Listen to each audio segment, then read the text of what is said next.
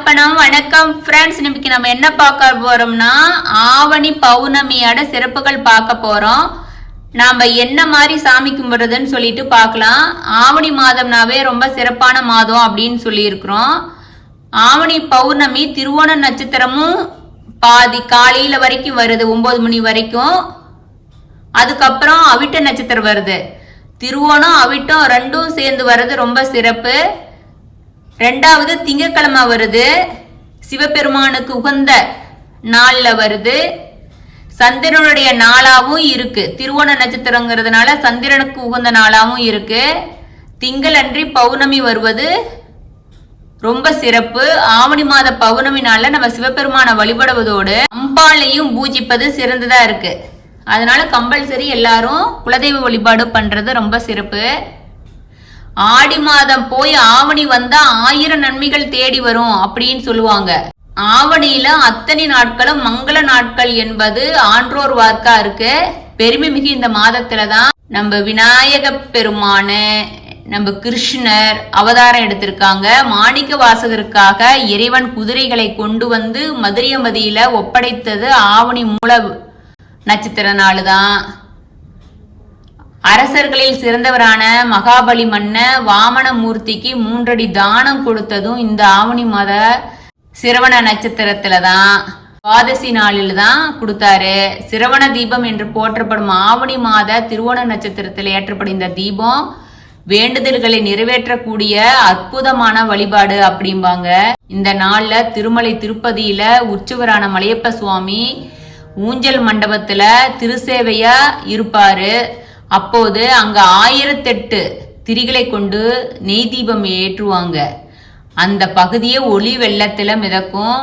சகசிர தீபலங்கார சேவை அப்படின்னு சொல்லிட்டு இது சொல்லுவாங்க. இவ்வளவு சிறப்பு மிக்க நம்ம ஆவணி மாதத்துல அசுரன் வேதங்களை எடுத்துக்கிட்டு கடலுக்கடியில பூந்துறான், அடியில போய் ஒளிஞ்சுக்கிறான். அந்த அசுரன் கிட்ட இருந்து அந்த வேதத்தை மீட்டு நம்ம மகாவிஷ்ணு ஒரு அவதாரம் எடுத்தாரு.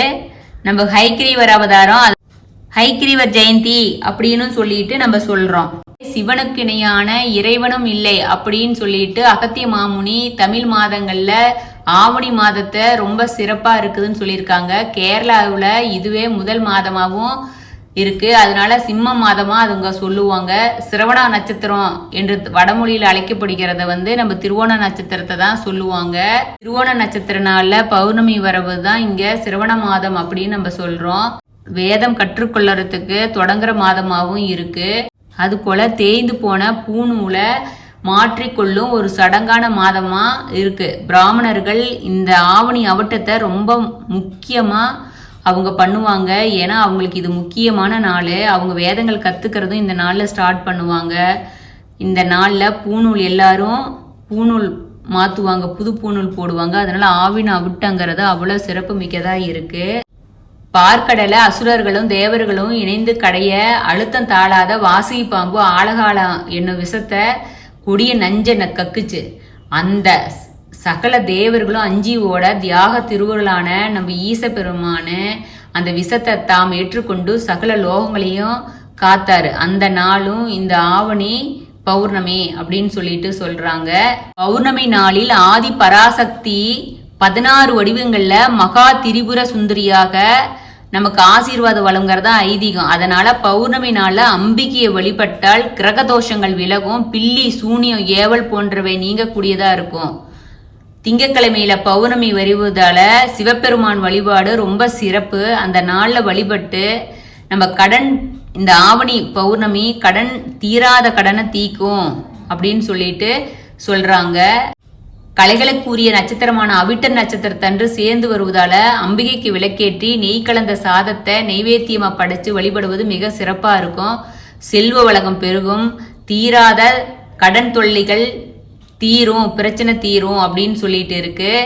பௌர்ணமி திதிக்கு பராசக்தி அதிதேவதையா இருக்காங்க. பராசக்தியை வழிபடுவதும் சத்யநாராயண பூஜை செய்வதும் மிகவும் சிறப்பானதா இருக்கும்.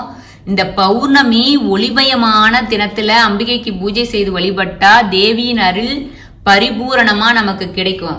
பௌர்ணமினா குலதெய்வ வழிபாடு பண்றது ரொம்ப சிறப்பு.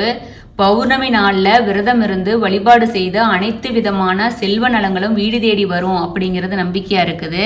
அது போல நம்ம ஆவணி மாதத்துல வர பௌர்ணமி நாள விரதம் இருந்து வழிபட்டா பல நாட்களா எத்தனை முயற்சி செய்ததும் தீராத கடன் பிரச்சனை தீரும் நீங்கும் அப்படின்னு இருக்குது. பணவரவு அதிகாரிக்கும், திருமண தடை நீங்கும், கணவன் மனைவிக்குள்ள பிரச்சனை இருந்துச்சுன்னா அது நீங்கும், பிறந்த கணவன் மனைவி ஒன்று சேர்வார்கள், வராத கடன் வரும் அப்படின்னு சொல்லிட்டு இந்த ஆவணி மாதத்தோட சிறப்பா இருக்கு. பௌர்ணமிக்கு ஒவ்வொரு சிறப்பு உண்டு. இந்த ஆவணி பௌர்ணமி தீராத கடனை தீக்கும், நின்று போன பணம் வரும் அப்படின்னு இருக்கு. அதனால சிவபெருமான் வழிபாடு எப்போதுமே நம்ம சொல்றது. திருவண்ணாமலை கிரிவலம் வர்றது டேட்டு டைம் எல்லாம் நம்ம முதலே ஒரு ஷார்ட்ஸாக போட்டிருக்கோம், அதை பார்த்துக்கோங்க ஃப்ரெண்ட்ஸ்.